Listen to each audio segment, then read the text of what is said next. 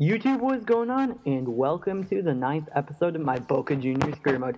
In today's episode, we're going to be playing 4 games, 3 in the Barclays Premier League, and also a 4th in the Capital One Cup.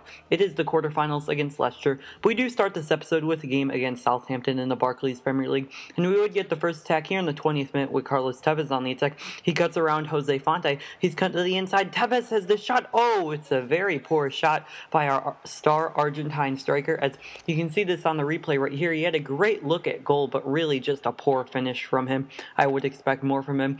But Southampton would have an attack right now with Rodriguez on the ball. He plays through Sadio Mane, who gives up to Ryan Bertrand. Bertrand, the left back, has the shot, but it is saved by Willy Caballero. And one last attack for Southampton before the end of the first half would go wide, as Sadio Mane's header attempt does go wide, and that would be how the first half ends. So a pretty disappointing first half so far, but Southampton would look to open the scoring. It's going to be Mane getting the interception, having the shot, but it would be deflected. So Southampton had a corner. We do clear that, and now we're on the attack in the 50th minute. Palacio gets taken out, and you will see this. I actually don't show this later in the episode. I just tell you now, he is out for 8 months, so he will be out for, I believe, the rest of the season. So that's a very unfortunate injury. Caleri has to step up. We'll see if he can step up now. It's saved. Christian Meli on the rebound with the header. Is it a goal? No, it's cleared. Falls to Lodero, who does eventually tap it in. So Lodero does give us the lead in this game. Looked like Caleri was going to score. Then Meli, I thought, was going to score. It looked like it was across the line, his header attempt, but finally we do score with Lodero, and it would be us on the attack right now with Gary Medel, but it does get intercepted. Classy through to Mane. Mane has the shot inside. Oh, Mane does score an absolute wonder goal from just outside the area to give Southampton a route right back into the game, as it is 1-1, and that would be how it ends. So a 1-1 draw on the road against Southampton isn't the worst result in the world, but very disappointing to not get the win after we were winning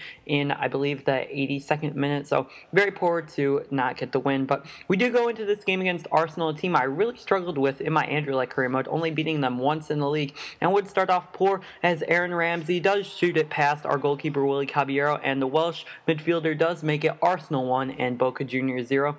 Arsenal would have another attack looking to double their lead. It's Rosicky on the ball right now. He plays it back to Joel Cambro. The Costa Rican winger plays it back to Rosicky. These two doing some great 1-2s. Back to Campbell. Campbell cutting to the inside. Campbell shoots. Campbell scores as Joel Campbell does score the second goal of the game for Arsenal, doubling their lead and making it Arsenal 2 and Boca Juniors 0. So a very poor start for Boca Juniors so far in this game, as they really need to get some attacks going to get back into it. We would have Caleri on the attack right now, playing through Nicolas Gaitan. Gaitan run down the wing, cuts past Kieran Gibbs. Gaitan cutting to the inside. Gaitan going all the way, and Gaitan scores the goal as Nicolas Gaitan does fire Boca Juniors right back into the game, scoring the goal past the goalkeeper Petr Cech, and does make it Boca Juniors 1 and Arsenal 0. So a great goal right before the end of the first half. So we do end the first half down 2-1, but we definitely have some momentum going into the second half. It would be Gaitan, our goal scorer, on the attack right now, doing a spin move past Per Mertesacker, cutting through Per Mertesacker and also Debuchy, playing through Gary Medel, whose shot does beat Petr Cech, and it's going to be 2-2, as all our hard work is paying off, as we've really been pressing Arsenal, and Arsenal have not been dealing with it well. Gaitan does a couple great skill moves, cutting through Per Mertesacker and also Matthew Debuchy, and we do score the goal. Now we're in the 81st minute. And Mertesacker passes it back to Petr Cech. Petr Cech on the ball looking nervous. Plays it through. It's intercepted by Freddie Gorin. Gorin sees Gary Medel running all the way. Medel one-on-one with the goalkeeper. Gary Medel scores the goal, and Gary Medel gives Boca Juniors the lead against Arsenal. After being down 2-0 early on to start this game, I thought we might have a repeat of the River Plate game, but this team did not believe that. They fought all the way back from down 2-0, and now in the 83rd minute, we do lead 3-2 over Arsenal. So a fantastic effort by the team to get back into this game and get the victory, as that is how the game ends. So we do get the victory over Arsenal, a fantastic victory for the team, and I'm just so happy that we did get that victory, because Arsenal are a team I have been really struggling against in the Anderlecht career mode, and I don't want that to carry over.